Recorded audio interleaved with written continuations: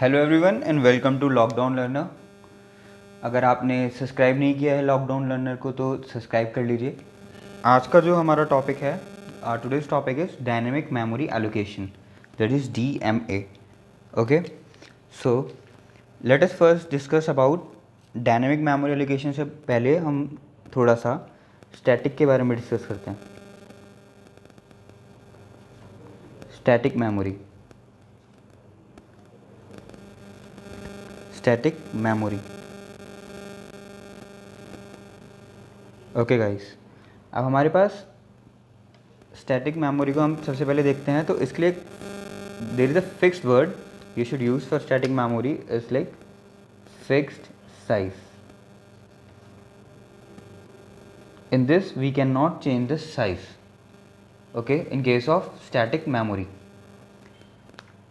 Like we are having some elements and like suppose I am having int a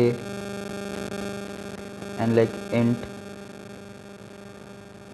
arr of 5,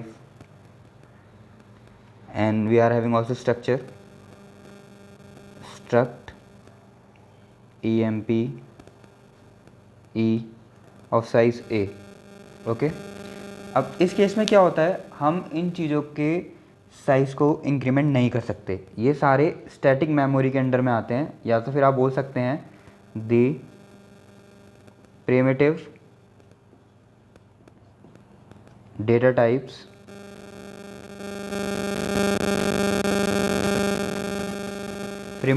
types come under static memory. Okay, static memory. अभी primitive data type, what are primitive data type? In this primitive data type we are having char and all number data type. Number data type there are like integer, they are like integer, short, long, like this kind of things, and all boolean. Okay guys, ये सारे होते हैं primitive data type. इनके fix size होते हैं, इनके size को हम चेंज नहीं कर सकते हैं। अब हमारे पास आता है int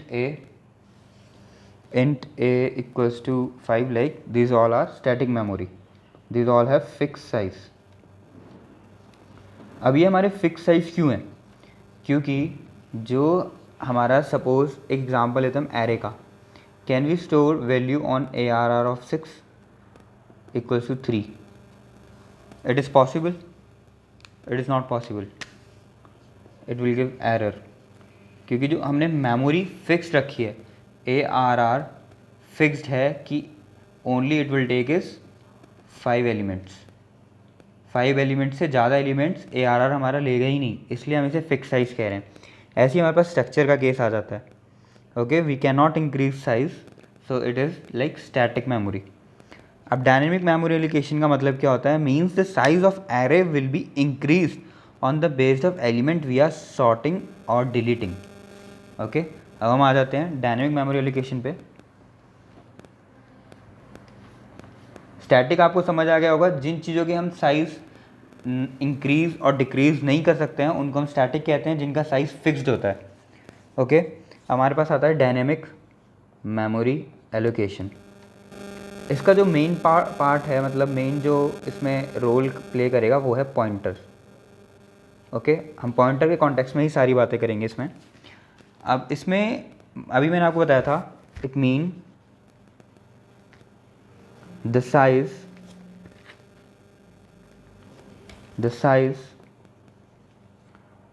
of an array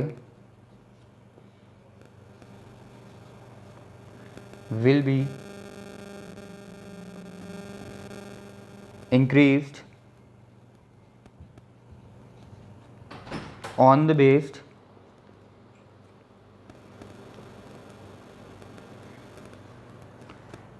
of element we are sorting or deleting. Okay,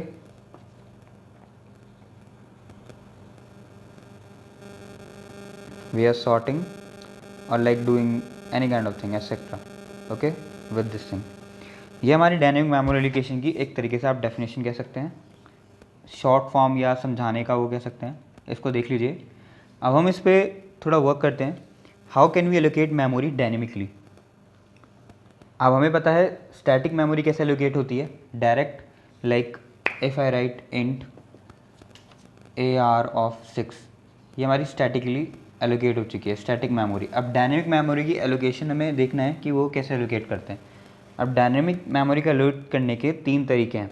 we have 3 ways to allocate memory dynamically, and in that the first one we are having is, first dynamic memory को allocate करने के लिए we use library studio.h. studio.h library की help लेते हैं, जिसमें हम dynamic memory की एलोकेट जो करते हैं, एलोकेशन. ओके, इसमें हमारा फर्स्ट टाइप जो आता है वो आता है हमारा मैलॉक.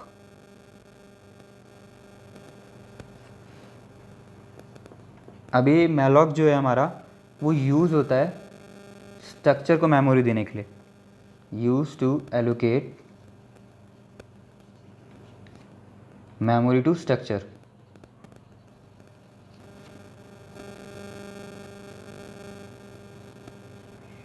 इसकी हेल्प से हम स्ट्रक्चर को मेमोरी देते हैं. अब हमारे पास आता है कैलॉक.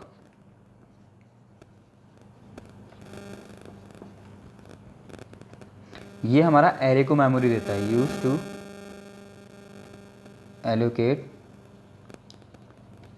Memory to array. इसके बाद हमारे पास एक आता है रीलॉक, रीअलॉक.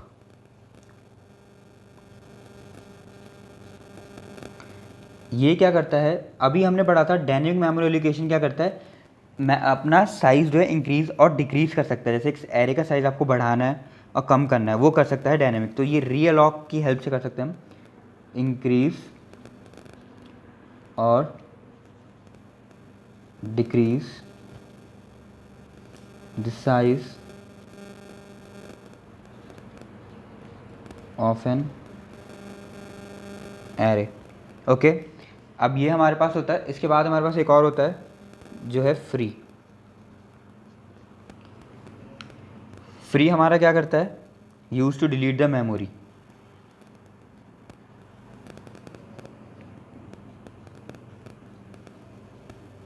Use to delete the memory और इट लाइक डी एलोकेट और like free the memory. Basically delete नहीं करते हैं, अगर हम डिलीट करेंगे तो हम स्टोर नहीं कर पाएंगे.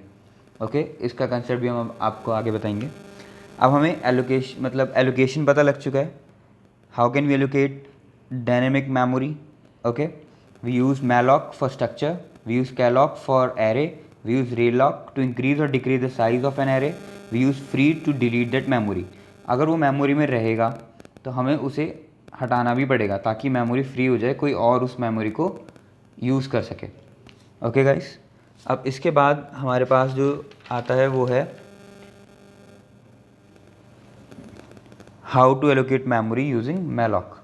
सबसे पहला हमने देख लिया कि मैलॉक कैलॉक किसके लिए यूज़ होते हैं. मैलॉक बेसिकली स्ट्रक्चर के लिए यूज़ होता है, आपको भी बताया भी था.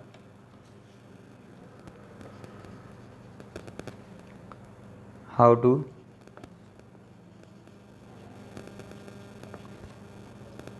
एलोकेट मेमोरी यूजिंग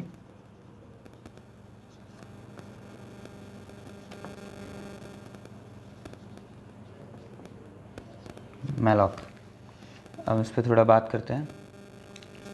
हमारे पास क्या होता है, सबसे पहली चीज़ मैलॉक हमारा किसके लिए यूज़ होता है. All you know is structure. हम स्ट्रक्चर के कॉन्टेक्स्ट में बात करेंगे. Let us see the prototype. Okay,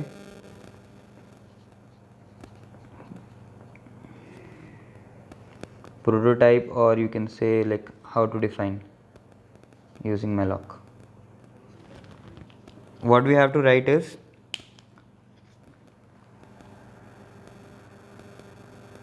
malloc and in bracket its size underscore t space size and this is our syntax.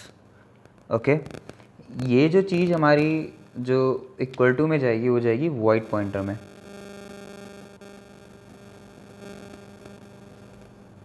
Okay, void pointer में होगा।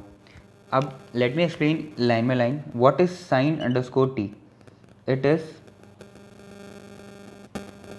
unsigned integer. What is unsigned integer?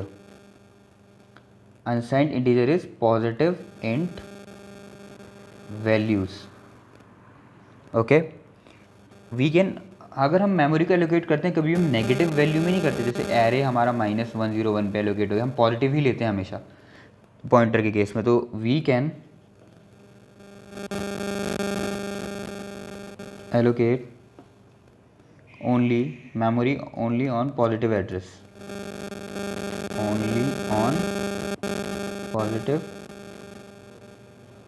address। Okay, हमें समझ आ गया size T क्या work कर रहा है। अब हम देखते हैं कि लाइक वॉइड पॉइंटर जिसमें वैल्यूज जा रही है मैलॉक की, तो what is this void pointer, how it works. Basically इसको हम बोलते हैं जेनरिक पॉइंटर। हमने इसका टाइप क्यों नहीं लिया है, हमने इसे वॉइड क्यों लिया है, क्योंकि हमें नहीं पता है कि what this will going to return. तो ये जेनरिक पॉइंटर क्या करता है, सबके लिए कॉमन होता है, this is all common pointer. ये अपने आप देख लेता है कि किस टाइप का वेरिएबल है, उसी हिसाब से अपना जो टाइप है जिसमें हम चीज़ को पुट ऑन कर रहे हैं चेंज कर लेता है। टू इंट, डबल, फ्लोट, कैर सबके लिए जेनरिक है। ओके, कि ये सबकी वैल्यू अपने अंदर स्टोर करा सकता है, उस हिसाब से चेंज कर सकता है जिस हिसाब से हमारा लाइक आउटपुट एक्सपेक्टेड है, जिसमें हमें वैल्यू को पुट ऑन करना है। अब इसमें दो चीज़ें आती हैं जब हमारी मेमोरी एलोकेशन हो रही है। Now guys let me note this. Memory successfully allocate हो जाती है और सक्सेसफुली एलोकेट मतलब फेलियर भी होता है। हम बात करते हैं ऑन सक्सेस की। ऑन सक्सेस पे क्या होता है, it return base address of memory block. Basically आप कह सकते हैं कि पहले एलिमेंट का एड्रेस रिटर्न करता है। अभी सक्सेस वाला केस होता है। अगर हमारा फेलियर होता है तो क्या करेगा, नल पॉइंटर रिटर्न करेगा। अब हमारा फेलियर के केस में आता है, आपका क्वेश्चन होना चाहिए फेलियर उस केस में आएगा जब हमारी मेमोरी फुल हो चुकी होगी, कि हाँ yes our memory is now full. It returns null pointer.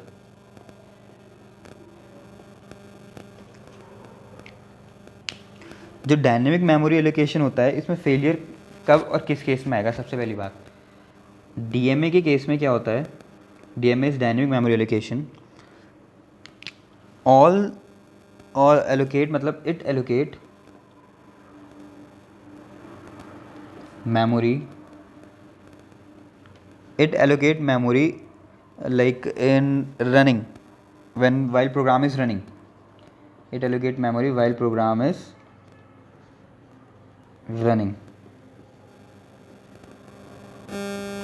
ये जो मेमोरी एलोकेट करता है ये तब एलोकेट करता है जब हमारा प्रोग्राम रन है। So it can give failure because of full of memory. Like मेरे को 12 एलिमेंट्स डालने हैं किसी स्पेस में, पर हमारे पास जो memory we have present is of like 6। ये क्या करेगा 1 से 12 तक डालने, तो 1 2 3 4 5 6। जब 7 की बारी आएगी ये क्या शो कर देगा, it will show failure like it will return a null pointer or it will take like your like memory is full। okay, now let us talk about now proper about malloc, how to allocate memory,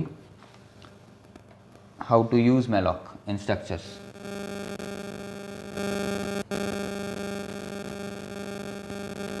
okay, like suppose we are having a structure struct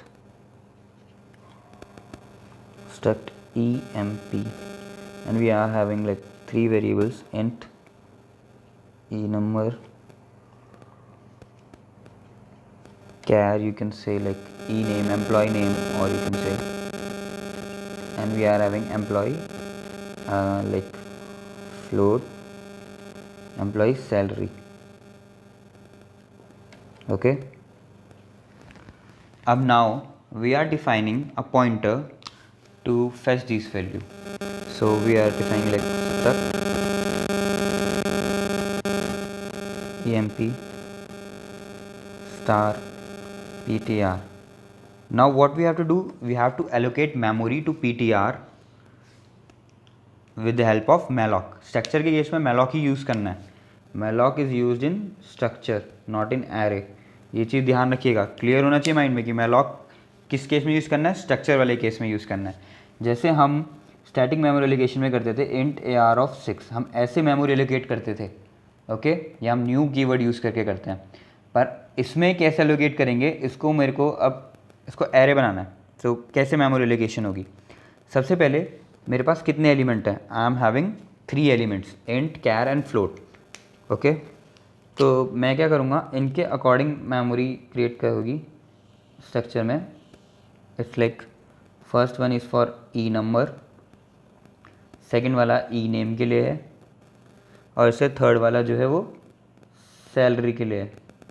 okay guys, अब ये जो addresses आएंगे इसमें addresses कुछ ऐसे suppose करो allocate होंगे 2046 2050 2070. Okay, अब हम क्या करेंगे, इसको एलोकेट करने से पहले अब हम मैलॉक का वो लिखते हैं जो हमारे पास वो था मैलॉक का सिंटेक्स.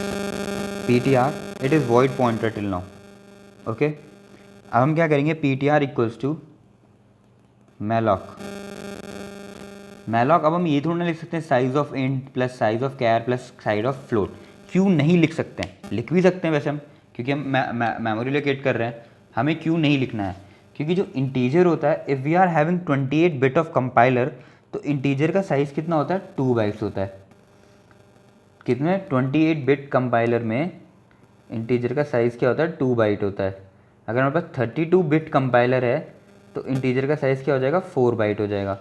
तो हमें कन्फ्यूजन रहेगी कि इंटीजर का साइज़ क्या है. तो इसलिए हम बेटर क्या करते हैं, हम साइज़ ऑफ पूरा स्ट्रक्चर ले लेते हैं. तो स्ट्रक्चर का साइज़ होगा तो अपने आप साइज़ एलोकेट करेगा. 32 बिट कंपाइलर है तो it will take like 4 20 and again 4 28 bit. वो अपने आप कैलकुलेट करेगा कंपाइलर के अकॉर्डिंग. हम इंट का साइज़ नहीं देखेंगे डायरेक्टली कि कितना है. तो हम क्या करते हैं कि फंक्शन का ही बना देते हैं, like size of. You have to do always like this only, or you can, if you know size, like you can define struct emp. Let me write clearly. It is like malloc c. It is like size of struct emp, the space in between. Okay, so अब हमें क्या करना है, जो हमारे पास value return होगी, right in straight manner.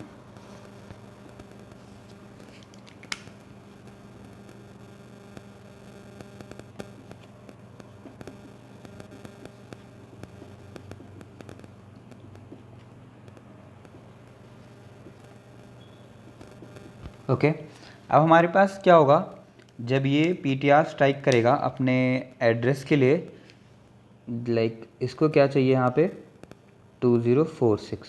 अब ये यहाँ पे पॉइंट आउट करेगा. अब इसके पास रिटर्न में क्या आना चाहिए. अब ये क्या करेगा, इसके थ्रू क्या होगा, हमारे पास सबसे पहले ये जाएगी वॉइड पॉइंटर में, क्योंकि इसे भी पता नहीं है टाइप क्या है, वॉइड स्टार, ये वैल्यू जाएगी वॉइड पॉइंटर अभी हमारे पास. ये चेक करेगा कि पॉइंटर किस टाइप का है और देखेगा. अब हमने क्या करना है इस चीज़ को, स्ट्रक्ट एम्पियर will create a memory for all 3 elements E name and salary. When we create memory after that ptr will get address of first variable but it returns void star type. Then we have to convert that into struct emp. अब ये क्या करेगा, void star type create करेगा. तो हमको क्या करना होता है, अपने अकॉर्डिंग कन्वर्ट करना होता है. जैसे मैंने बोला था void star पीछे कन्वर्ट कर रहा है. अगर एक टाइप का हम सेट कर देंगे कि सपोज करो इन टाइप का कन्वर्ट करेगा, तो फ्लोट वाला कहाँ जाएगा, पार्ट तो कहाँ जाएगा. तो इसमें ये क्या करेगा, जब ये वैल्यू यहाँ पे आएगा तो यहाँ पे कन्वर्जन भी होगा. वो कन्वर्जन किस में कन्वर्ट करेगा, स्ट्रक्ट टाइप में, क्योंकि स्ट्रक्ट के लिए हम कर रहे हैं मेमोरी एलोकेट, तो it will convert into struct EMP। तो हम टाइप कास्टिंग करेंगे यहाँ पे, जो टाइप कास्टिंग होगी वो होगी यहाँ पे स्ट्रक्ट EMP। टाइप कास्ट करके इसको चेंज करेगा और फिर उस वैल्यू को इसमें पुट करेगा, क्योंकि ये वॉइड पॉइंटर टाइप की वैल्यू आ रही है, पर हमें किस में डालना है, स्ट्रक्ट EMP में डालना है। तो स्ट्रक्ट EMP में डालने के लिए हमें इसे कन्वर्ट भी करना पड़ेगा टू स्ट्रक्ट EMP। तो इसलिए हम ये चीज़ जो कर रहे हैं, हम ये टाइप कास्टिंग कर रहे हैं यहाँ पे।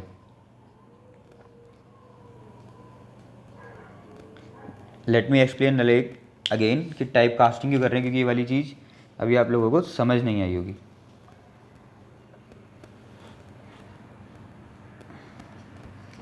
हमारे पास यहाँ तक तो समझ आ गया होगा आपको क्लियर।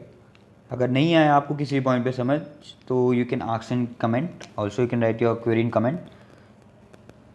हमारे पास क्या है, जब हम PTR को डिफाइन कर रहे हैं, इसको स्ट्रक्ट M टाइप की चीज़ चाहिए, it will get struct M type की चीज़। अगर मैं कहूँ इंट I, मैंने डिफाइन कर दिया, अब मैंने एक वेरिएबल लिया हुआ है, like suppose I have define int I, अब मैंने लिया फ्लोट इक्वल टू 4.0। अब मैं कर दूँ I equals to like F, नहीं होगा। क्यों? क्योंकि टाइप कास्टिंग करनी पड़ेगी, I को उसके टाइप का बनाना पड़ेगा, नाउ इट विल डू। तो इसलिए हम यहाँ पे टाइप कास्टिंग कर रहे हैं। इसको क्या चाहिए, 2046 चाहिए, इसने यहाँ पे स्ट्राइक किया 2046 के लिए, फर्स्ट एलिमेंट का एड्रेस चाहिए। ये रिटर्न में क्या देगा, ये वॉइड पॉइंटर देगा। अब वॉइड पॉइंटर को हमें अपने अकॉर्डिंग चेंज करना है कि हमें किस टाइप का उसे बनाना है। लाइक हमें इसे स्ट्रक्ट टाइप का चाहिए, कि स्ट्रक्ट टाइप की चीज़ में हम वैल्यू डाल लें। जैसे वहाँ इंट में वैल्यू डाल लेते, I इंट टाइप का था, तो हम उसके लिए कन्वर्जन कर रहे थे फ्लोट के लिए। तो हम इसमें क्या करते हैं, सबसे पहले टाइप कास्टिंग करेंगे स्ट्रक्ट EMP, उसके बाद हम मैलॉक लगाएंगे। जब हमारी चीज़ आई है वो वॉइड पॉइंटर में रिटर्न होकर आ रही है, तो उसे हम अपने अकॉर्डिंग चेंज करेंगे। You remember like we have said that void pointer is generic pointer, all common pointer, वो अपने अकॉर्डिंग चेंज हो जाता है। जेनरिक पॉइंटर है, उसका किसी के भी लाइक डेटा टाइप में चेंज कर सकते हैं। So we are having here malloc size of, ये भी आपको समझ आ गया होगा कि यहाँ पे साइज ऑफ स्ट्रक्ट EMP ही क्यों लिया है। ज़्यादातर बेटर यही है कि आप स्ट्रक्ट EMP डायरेक्ट फंक्शन का नाम लिखें, क्योंकि हमें नहीं पता कि 28 बिट कंपाइलर है, 32 बिट कंपाइलर है, तो फिर हम डायरेक्टली साइज़ भी इसमें नहीं कर सकते। ओके गाइस, इसकी आपको वो एलोकेशन प्रॉपर समझ आ गई होगी कि कैसे एलोकेट हो रहा है। अगर आपको किसी चीज़ का डाउट है, you can ask in comment, and in next video I will explaining like how to allocate memory for calloc, and like how to reallocate also, and how to free also in next video. Thank you guys.